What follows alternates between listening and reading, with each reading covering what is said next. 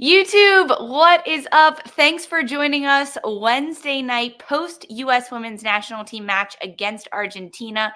Spoiler alert, U.S. get a 3-0 win over Argentina, and we're recapping it all. Sandra Herrera, Darian Jenkins, I'm Lisa Carlin. Sandra, it's giving spooky vibes, your shirt. I know we have to talk about the game, but you look so festive, my friend.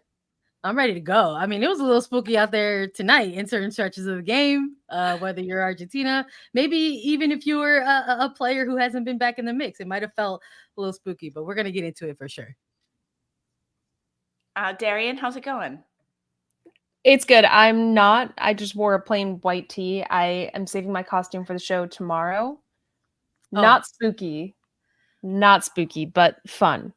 But I'm looking forward to it. This was a hell of a game. And in Girma, we trust. My God. She had a hand in every goal. I can't wait to break it down.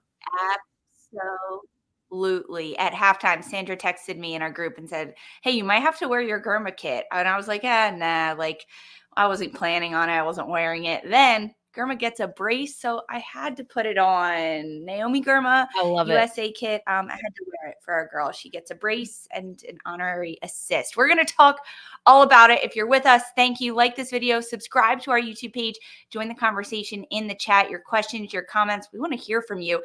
Let's go. Let's rock and roll. Stick with us. We're about to dive into it.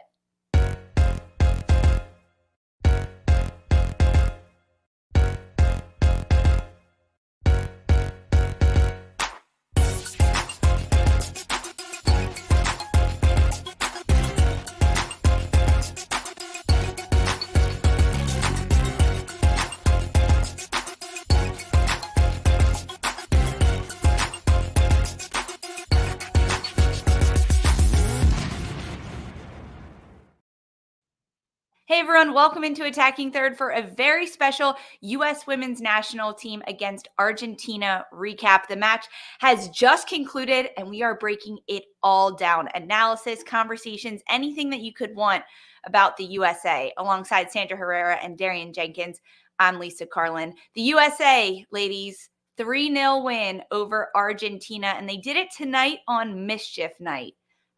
We expected a little mischief. Do you guys know what Mischief Night is, Darian? That's the first time I've heard of that. What is that? Break it down. Sandra, do you know what it is? I'm here to learn, Lisa. What? Break it down. I think it's like an East Coast Philly thing. It's basically the night before Halloween, October 30th, and you go out and like cause mischief, like toilet paper people's houses. It's like funny little pranks that are safe, you know, and you're expecting them, but it sounds like you're speaking from experience. Of course. No, that's like what you did as a kid growing up in Philly. You went out the night before Halloween and did like instant mashed potatoes on the lawn so that when the dew came in the morning, there was mashed potatoes, like toilet paper people's houses. Wow. Okay. So we'll get into it. That was, you guys don't know what night is. Good tips for all you young ones watching us tonight. Oh, absolutely hilarious. Well, there was mischief on the pitch tonight for the U.S. women's national team because they win 3-0 over Argentina. Naomi Girma with a brace, and she technically forces the third goal as an own goal for the U.S. But initial reactions, Darian, to the U.S. winning all three of their friendlies during this window, but tonight specifically against Argentina. I love it. I think we saw growth from the national team between each of the matches. We got to see so many different looks of players in alternate positions. We got some debuts. We got goal-scoring debuts, players getting assists on their debuts. We kind of had all the drama we wanted, and we saw the U.S. get tested, especially in the first two matches. And I would argue that Argentina also presented a test, sitting in more of a low block, making them have to have a lot of rotations with the most changed squad that we've seen in a really long time with this national team to start this match off tonight against Argentina. So I liked it. I think it adds more layers to this team. We saw players gain confidence throughout the match. Special shout out to Emma Sears. I think she just had a hell of a week with the national team from what we saw. And I love to see a young player get some credit and opportunity like that. But yeah, I love it. I actually can't wait for more to see what this national team and Emma Hayes are going to do in the future. Yeah, I can't help but feel like with 3 games kind of crammed it into this window, maybe it felt like an extra one tacked on in light of all of the celebrating that they were doing. This got billed as the Olympic celebration tour, the victory tour that we know usually comes at the end of a major tournament. And yes, we were supposed to see a lot of those Olympians on this roster, which we did. We saw a lot of those celebrations, whether it was to honor what they did in the Olympics, or the 100 cap ceremonies, or the retirement ceremony for Kelly O'Hara. But within that, we saw a lot of what Emma Hayes said that she wanted to get done with this squad and this coaching staff, that there was going to be player rotations, that we were going to see different lineups, that we were going to see players in and out of some of these matches. I mean, it's going into this game against Argentina, her dropping the nugget in media availability, that if you were a player with a club game on Friday, that maybe you're probably not going to, get playing time in this final friendly on a midweek Wednesday matchup. But we did see some players get some time. So it's hard to look at 3 consecutive wins where in every game they went ahead and scored 3 goals and not look at this as a success. But I'm in agreement with Darian that within some of those areas of success, that we can find those pockets and find those windows of what they're going to look at and try to work on moving forward. We're going to talk about all the things that we did see from the U.S. women's national team, what we didn't see, and what Emma Hayes is going to continue to build on. But let's talk the starting lineup. You both alluded to it. A lot of rotation, 10 changes from Sunday's match when the U.S. played against Iceland. Only one player stays the same, and that is Miss Jaedyn Shaw. She stayed in the 9, but elsewhere it was Mandy Haught in goal, earning her first appearance and first cap after being called up just 5 days ago. Alyssa Malonson in the left back position, earning her first cap. Naomi Girma, Ava Gaetino earning her first cap, and Haley Mace across the back line. In the midfield, Hal Hirschfeld, Lindsay Horan, and Rose Lavelle. Ashley Sanchez, Jaedyn Shaw, and Emma Sears up top. A lot of change. 3 players making their international debut in Mandy Haught in goal, and defenders Ava Gaetino and Alyssa Malonson. Ashley Sanchez earning her first appearance since October of 2023. And Haley Mace, her first appearance and start in about 2 years. November 2022 is last time she saw the pitch. Rose Lavelle being honored for 100 caps. She did hit that 100 cap mark back in June, so she actually was celebrating 108 tonight, but her dog, Wilma Jean Wrinkles, the Bulldogs, was out there at the starting lineup and everything. But with all this change, Darian, was there anyone listed in the 11 that you were like, let's go, I want to see them get minutes right now? I loved seeing Ashley Sanchez finally get minutes this camp. I expected she was going to play the whole game because we didn't get to see her before. And I think she rose to the occasion. I mean, playing across the front line in that winger position, but she's such a technical, wants to be on the ball player that we saw her pop into those channels. And I thought she did really well. She had a lot of shots on target. She looked hungry. She was linking well. I think especially when Swanson came into the match, you could see those two, that UCLA chemistry that they still had was still there with this national team. She just looked good and confident. And it's good to see her find her groove and bring that, what we've seen with North Carolina, to the women's national team. And I think she's also one of those players, like I said, with Alyssa Thompson and Emma Sears, who solidified, Emily Sams as well, who solidified their spot in getting called back into another camp because they just looked so good. And I think they fit the system, Emma Hayes' tactics and principles so well. But she's one of the players, but for me, the one I was really looking forward to seeing the most. I love that shout for Ashley Sanchez. I wanted her in this camp as well. I really did. And I wanted her to get minutes because her game has developed so much from 2 years ago playing at the national team and with Washington Spirit, and now how she plays for club with North Carolina. It's different. There are different asks of her. And she's also expanded her ability to play in multiple roles and multiple positions and set other people up. And she's developed as a player. So she deserves that time. I'm glad Emma Sears got the start in this game, hands down, from her performance on Sunday against Iceland, earning her first cap and a goal, and and an assist. She deserved the start because there's something to be said about you play well, you get to continue to play more. And I don't know if the game plan was always to start Sears in this game, but I hope that it is because she earned it and that she ultimately got it in this game. I think she delivered on that previous game. You could see the clear build up from the first debut that she made into this game against Argentina.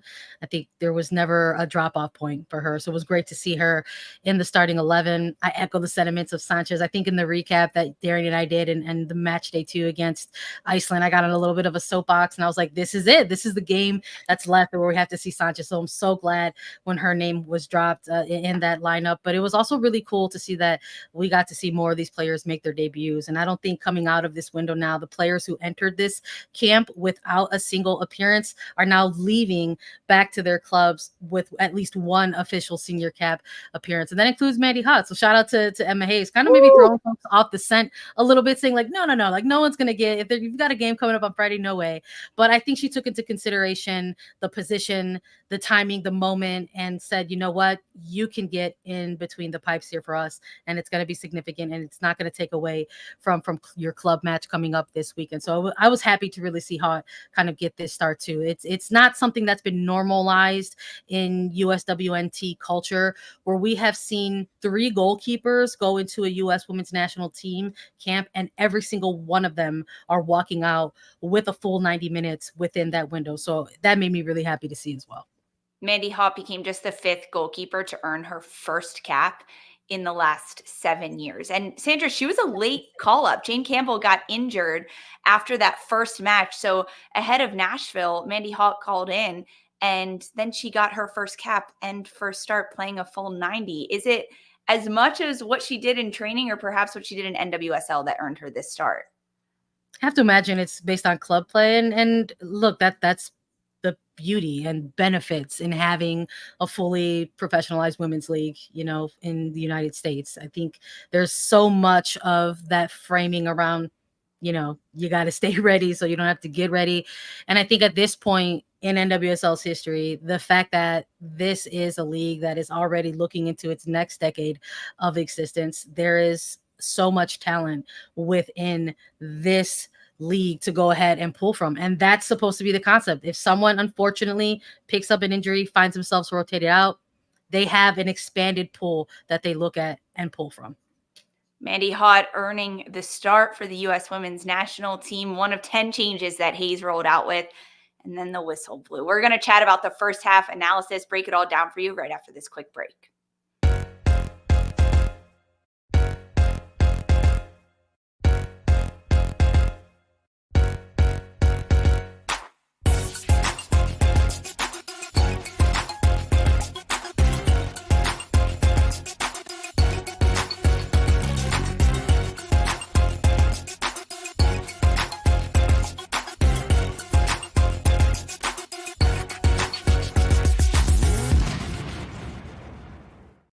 Hey everyone, welcome back to Attacking Third. U.S. women's national team earned a 3-0 win over Argentina.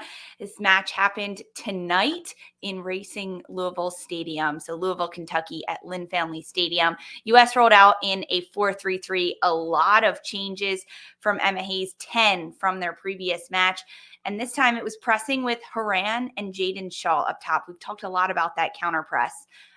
Galazzo Network earlier today, Morning Footy, a wonderful show. They had Darian Jenkins on, our very own, Attacking Third's very own. I'm claiming her. And Darian went on and gave an incredible breakdown about the U.S. And she talked so highly of Jaedyn Shaw and how good she is, how technical she is, and how much Darian loves watching her play. However, Dee, you also said that you don't like Shaw in the 9, and that is now where she has played for 2 straight games under Emma Hayes. Explain yourself. It's not that I don't like her in the 9. It's not that I don't like her in the 9. I think she's so much better suited as a 10. And if she is going to play in the 9, I didn't have time to talk about this morning footy, but I love that I have the time now. So thank you, Carlin. I think she needs players around her that play differently than she does. Jaedyn Shaw is a player that loves to be in the pocket. She loves to check in, get a lot of touches, likes to turn on the ball on a dime and either dribble, go 1v1, or combine or thread passes through the back line to attacking players. I don't think last game with Moultrie as the 10, it suited her. I think they got in each other's way. They were both in the same pocket because Moultrie's not a player that's trying to get in behind and stretch a back line. I don't know how Moultrie really fits into this team, but that's besides the point. I think this game with Lavelle in that 10 position with Haran there, and they were able to, Lavelle in the 8 and Haran in the 10, they were able to make those counter movements with Shaw where Haran is known for making those deep runs out of the back to get in behind. She's such a cheeky player with her movement. Same with Rose Lavelle. And she's constantly, watch Lavelle play, she's constantly checking her shoulders like Jaedyn Shaw to get into pockets and look at different angles to combine. That's where I think Shaw can thrive, is in a false 9 position with players of those type of qualities around her that know those counter movements and have the speed and awareness to get in behind a back line, to ask different questions, to create those pockets. So with that being said, I still think she's a number 10. I definitely think she should be in that 10 position, but I do like her in that 9 if there's the personnel around her that can complement her style of play, because when she's confident and she's on the ball, the game completely changes. She gets set pieces, she gets shots off, she can put great passes into the 18 or wide, and she's a great finisher. So as long as she's around the goal, whether it's the 10 or the 9, I don't care. Just give the girl space so that she can thrive and do Jaedyn Shaw things. I love it. We're always going to just let you cook, Darian. So you're like, the white camera wasn't on you, but I was just like, she's going, keep going. I love it. Yeah, I don't know. I don't want to steal the host mic from you, Lisa, but I have a follow-up for one. Sandra, always. Do you wonder, because I couldn't help but think of this, Darian. I couldn't help but think back to Emma Hayes and how she was kind of placed a little bit of that emphasis on the fact that this was supposed to be an experimental time. And like coupling that with the fact that we're just like, hey, we saw an injury happen. Jane Campbell left, Haught came in. Is there like a layer of where this coaching staff wants to look at Shaw there? Because maybe they're trying to evaluate the hierarchy of the 9 for this team. Like, yes, I'm in agreement with you that Shaw is an incredible 10 and that's where she thrives, but maybe there's going to be a scenario somewhere down the line where Shaw is the 4th best 9 on the team, and they might need to lean into that in some sort of occasion. I believe it speaks to the fluidity that Shaw has said players need between different positions. And I think Shaw can do both. It's similar to Catarina Macario. She can do both, but both players are not necessarily the run deep in behind, trying to use their speed to get in behind a back line. It's not their game. That's not their biggest strength. It's going to be something completely different when it's a Sophia Smith at the 9 or Lynn Williams at the 9 versus a Jaedyn Shaw and Catarina Macario. Both are great. Both of those styles of players are great, but there has to be complementary pieces around them. And I think with the injuries that we've seen with the national team that just come with being a professional athlete, knocks happen, you get muscle strains, whatever.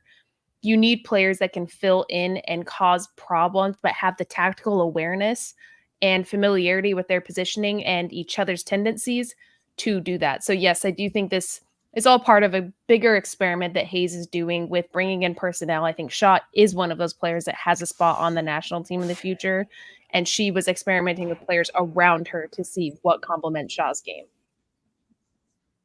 One of those players that got moved around a little bit around Shaw is Ashley Sanchez. Traditionally a 10, a midfielder listed on this roster. She started as a front wide player in the front line. Very different role for Sanchez than we're used to seeing.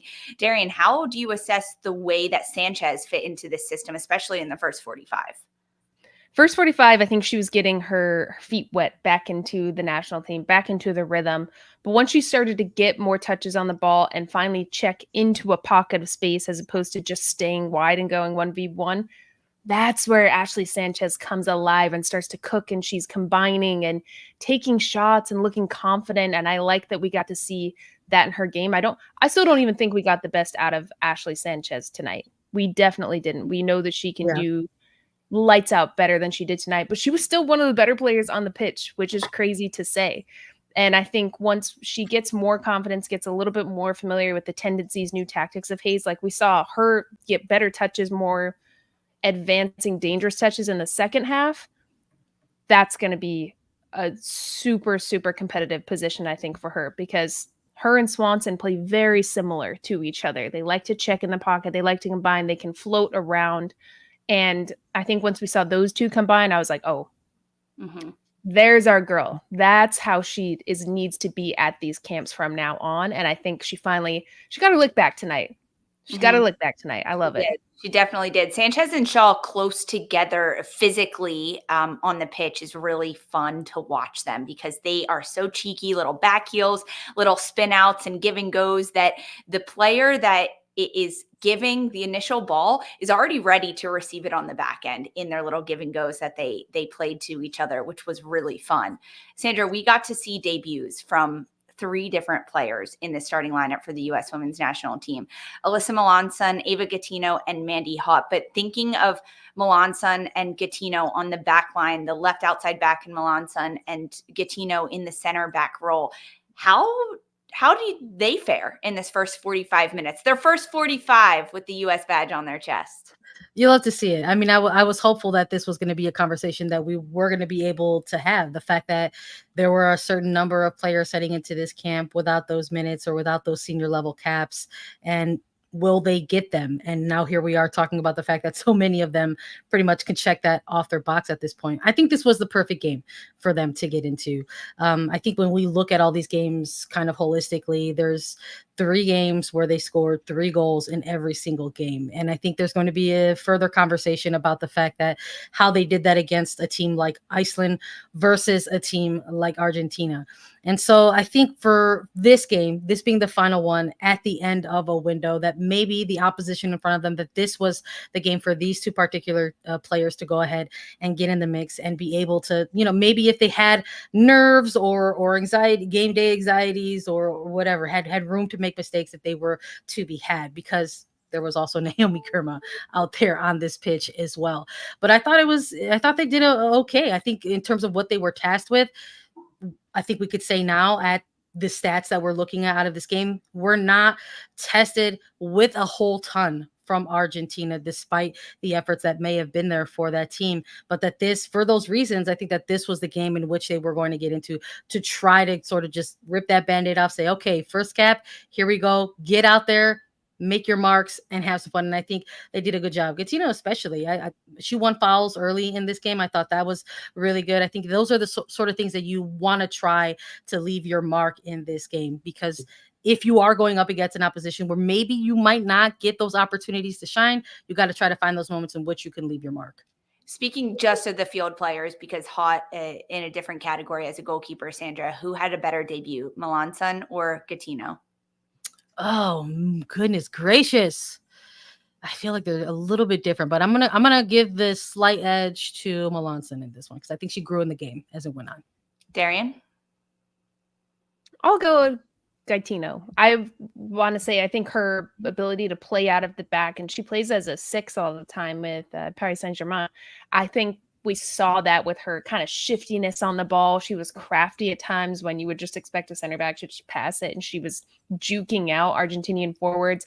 And I like that the U.S. went direct. They were allowing especially Mace, Gaetano, and Hirschfeld to play more direct balls, switching the point of attack.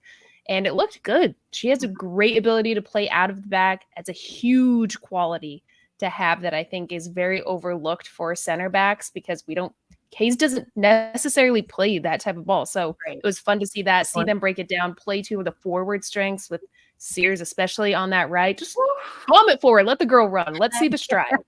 But I think she looked really good, especially in the attack. And she had a couple moments of 1v1 defending that we saw. I think I was surprised to see, because I haven't seen much of her, and Argentina didn't provide much of it, but she rose to the occasion when it was offered. The defensive testing for Malonson and Gaetino, Girma, right? Anyone across that back line, even Haught, wasn't necessarily there tonight against Argentina. The speed of players like Mace, Malonson, even Gaetino, Sears of this first half stuck out to me hands down. In the 37th minute, though, a little bit of history gets made, because Naomi Girma scores her first international goal. It comes off a set piece. This is a longtime starter center back for the U.S. for the last 2 years. I mean, she's the only field player to have played every single minute for the U.S. at the Olympics. And finally, we get a Naomi Girma goal in the 37th minute to lift the U.S. 1-0 over Argentina. D, I need it. I need a goal breakdown. Give it to me. Okay, it all starts with a set piece. The Shaw and Lavelle standing over the ball. Lavelle whips it in. Haran makes this run, draws the keeper out, brings her Argentinian defender in front of her. Big miscue from the back line of Argentina. Not the first one that we're going to see. Ball is deflected, goes to the center of the 6, and Girma, we trust there to just hammer it away with her head. And I wish we could play video of it because the reactions, the celebrations of Girma, her teammates, the crowd, everybody on the bench, Emma Hayes, were just so excited to celebrate her because she is the complete player. She's the heart of this women's national team.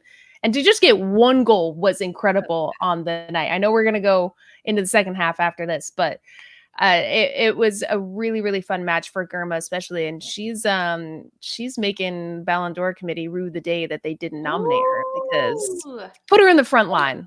Watch her cook.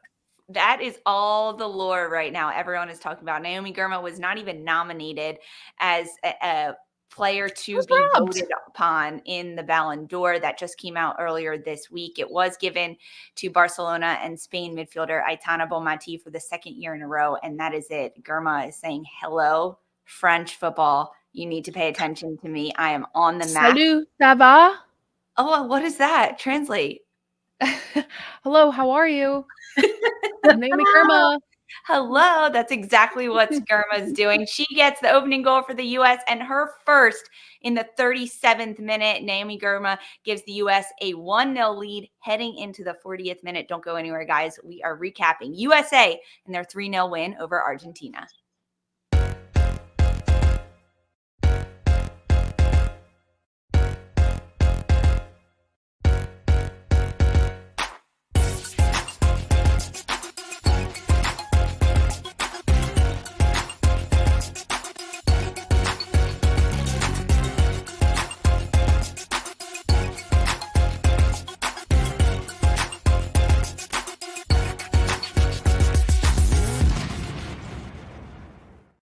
Hey everyone, welcome back to Attacking Third. U.S. with a 3-0 win over Argentina. Naomi Girma, the center back, gets her first international goal in the 37th minute to give the U.S. the boost. Everyone in our chat right now is talking about put Naomi Girma at forward. I love that, and I'm all about Girma scoring, but she is like the best center back in the world, guys. We can't just abandon the defense to score goals. We've got plenty of goal scorers, but I'm all for Naomi Girma adding in her touch to this game. She did it in the 37th minute, and she gets involved again in the 44th minute, just before halftime. It's a corner kick for the United States. It finds the back of the net on an own goal for Argentina, but if own goals had assists, it would go to Naomi Girma. She gets the flick on the near post. But there was a spur in this 35th minute to 45th minute, the final 10 minutes of the first half, where there was a number of set pieces for both the U.S. and even for Argentina. Sandra, do you think that Emma Hayes has been working on set pieces, both attacking and defending in camp? I think it's evident at this point, right? We got some nervy moments throughout those games against Iceland where we saw these goals conceded off of set pieces. And I think my reaction to that was just like, wow, this is just like an occurrence. This is just a thing that happens with the United States women's team. And it's to the point where it's kind of, a little bit predates Emma Hayes. So this is like almost perhaps an issue that she's inherited, but leave it to Emma Hayes to say, like, we absolutely got to work on this and try to, make up for it. Or Naomi Girma, like, listen, if we're going to concede, we better score on him as well. So her stepping up to the plate in that regard. But I think it's pretty evident, I think, with the extra time together, the training together, and the schemes that they probably were working on within their trainings kind of leads to these moments. I think when you switch oppositions, when you have another game tacked on, you're giving yourself that opportunity. You're saying there's a third game here. Here's what we're not going to do that we did in these first two games. A, concede on set pieces, and B, let's score a couple of our own. I love that they were able to go ahead and execute. Was the goal, the Argentinian own goal, the second goal, not reminiscent of a Julie Ertz? Yes. In her prime corner. It was giving. You knew every time with the women's national team, all right, Julie Ertz, that blue pre-wrap that's spread out, know you're going to see it dart from the center around the goalkeeper to the front post. No matter how deep to the corner she's going to get something on it. It's going to be a driven ball.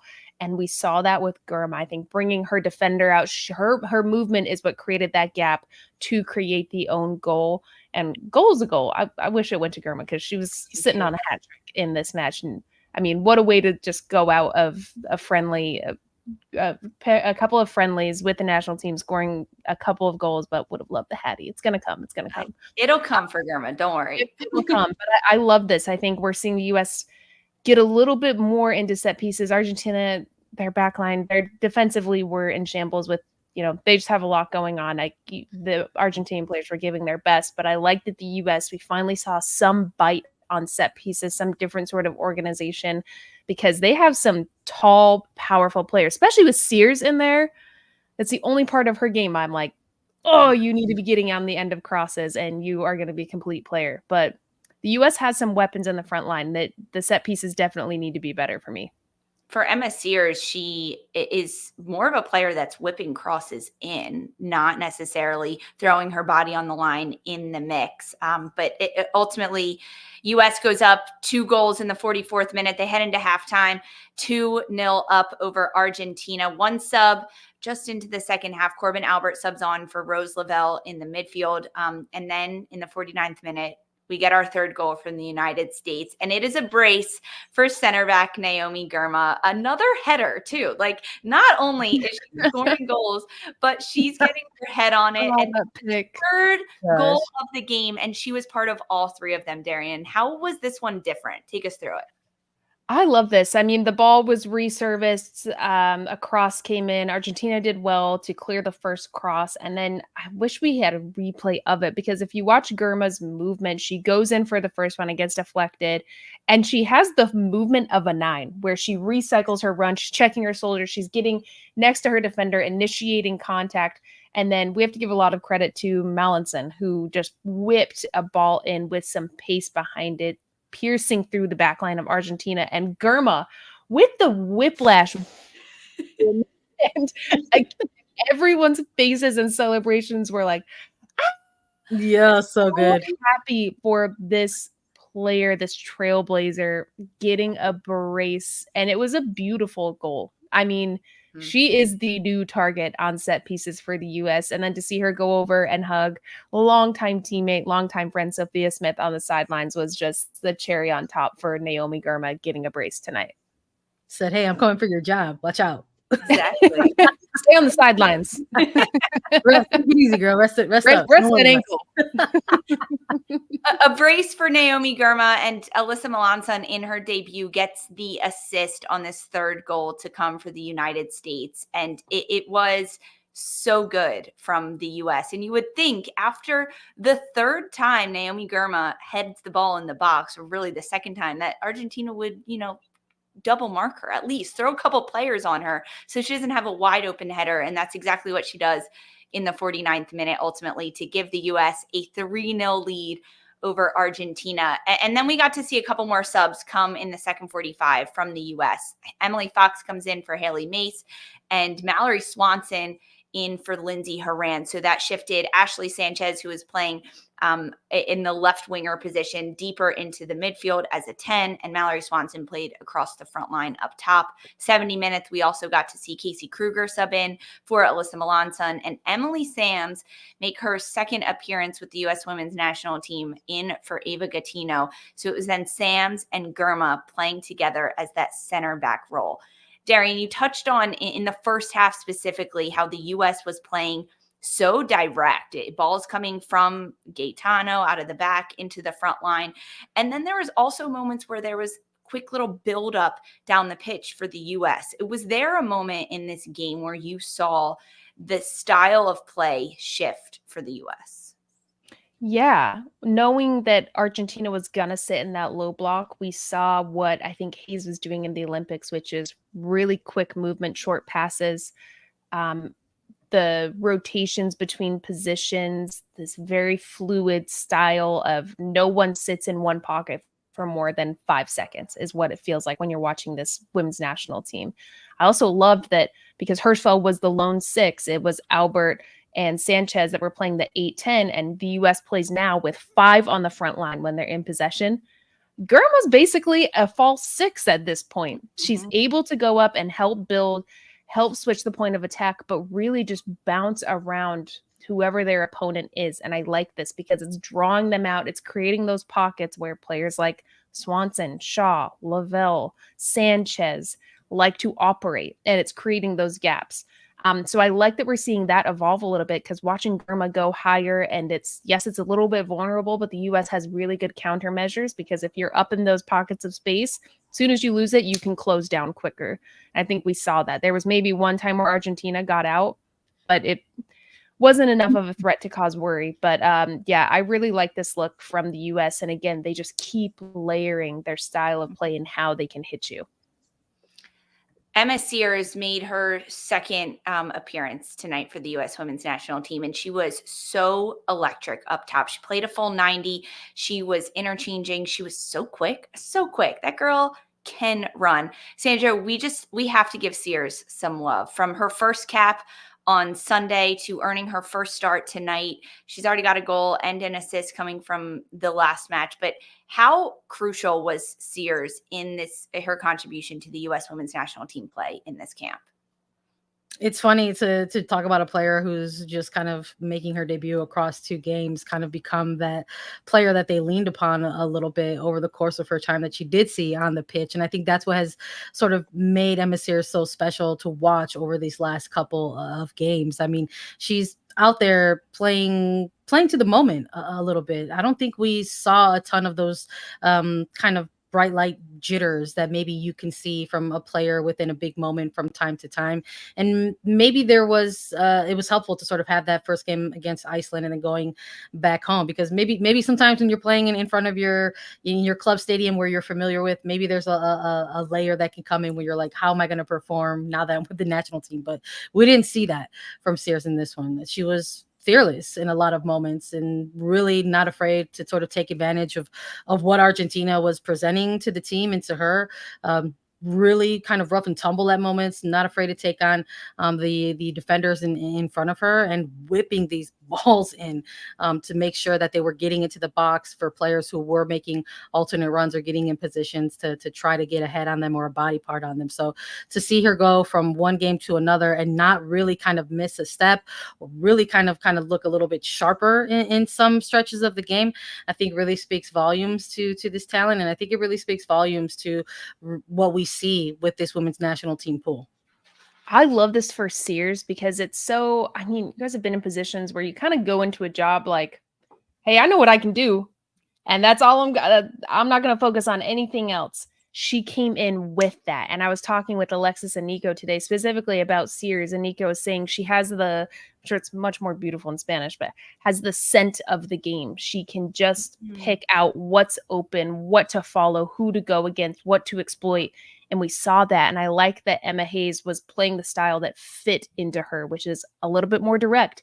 Let her go 1v1. It's like Alyssa Thompson. Let her gain confidence. Let her put players on their heels, because then it's going to open up spaces for everyone else to operate, but play to this player's strengths. And we got that. And Sandra, you're right. I think she came in fearless. She looked more confident. She looked more savvy on the ball. And I'm excited for the future of this very, very young, talented rookie. Emma Sears has come onto the scene. And I think even when she got named to the roster, there was some people asking question marks about this young rookie, only in her first professional year with Racing Louisville. But she has proven that not only does she have the confidence to compete with the U.S. women's national team, but she also has the talent and the skill to do it, both physically with her 1v1 ability. She is itching for one defender to come at her because she wants to go at them by herself. She's got so much confidence. She can cross the ball in. She can whip it hard and low on the ground. She can loft it far post. She can put a lot of different textures on the ball. She can also go herself and get in the right positions. Her mind is really quick on the game. And I am so excited to see Sears back at Racing Louisville now under Bev Yanez. Once she's gotten time with the national team and under Emma Hayes, you think a little bit differently, right? A lot of players call it the national team rub. She's going to have that going back to Louisville and being able to take her game to the next level, to take Louisville's game to the next level, to also ask questions of her club coach, Bev Yanez, to teach her more things and to coach her differently, to continue to evolve her game, to be such a multifaceted player, because there's a really high ceiling for Emma Sears, and we've only gotten to see a glimpse of it in these two friendlies with Emma Hayes and with the U.S. women's national team. I'm excited for what is next for Emma Sears and to see more of her at the international level. Don't go anywhere, guys. We've got plenty more about the U.S. women's national team and our wrap-up thoughts on this entire international window. Stick with us.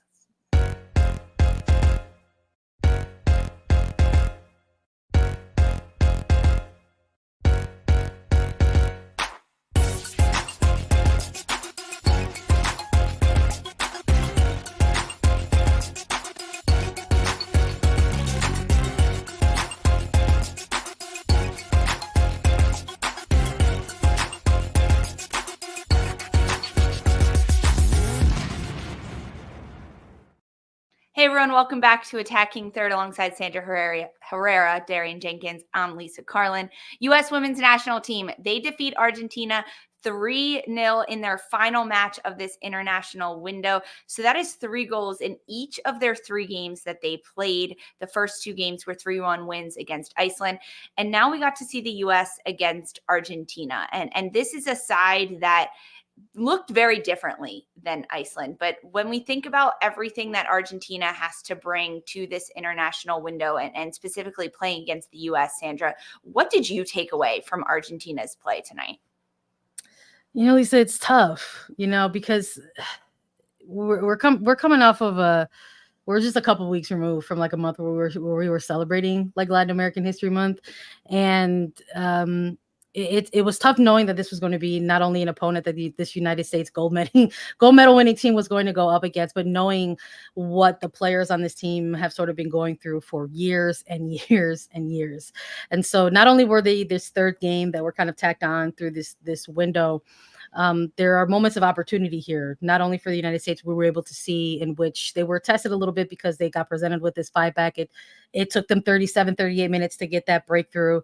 And on the other side of that coin, we know that Argentina is maybe lining up that way because these are the tactics that they have to present to this gold medal winning caliber type of team, to this number 1 ranked team in the world. And these are players on a national team program who have gone through year in, year out discourse with their federation. And there's a reason why there were only 20 players called into this roster, into this camp. There's a reason why a third of this roster was so young and didn't have a lot of caps of their own. I think there was one player that had 85 caps. It was their captain. And so it's just there are all these layers within this program that I think we have to know. And that's part of what happens, I think, when you find yourself as a player playing for a program like this. When you go up against the United States, there are opportunities for you to go ahead and test yourself against the number 1 team in the world.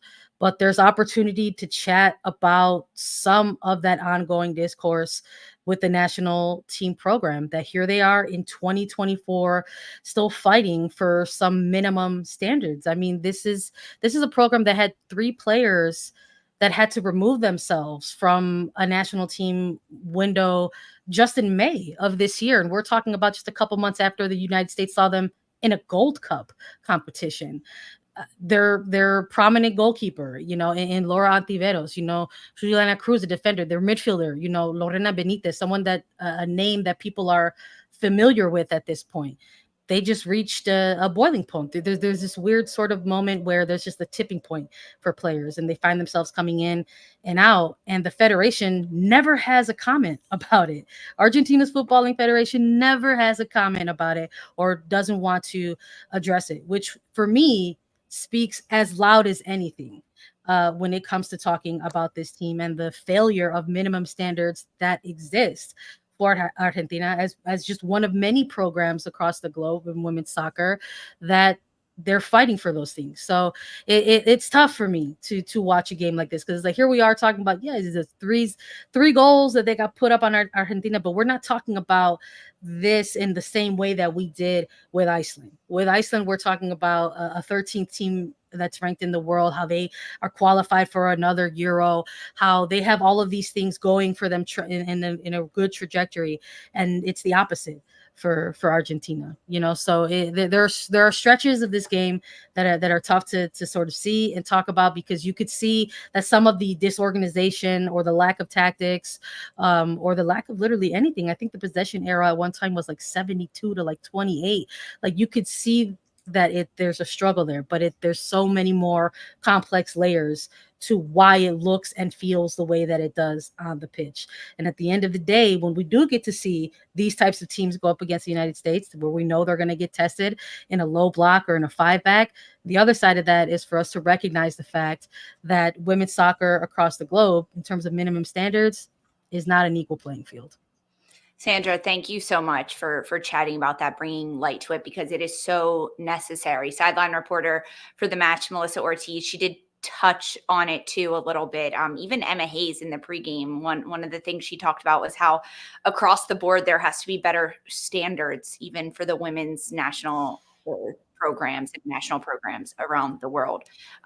It's a good opportunity for Argentina to play the U.S., right? Because it allows us to talk about this and to give space for it.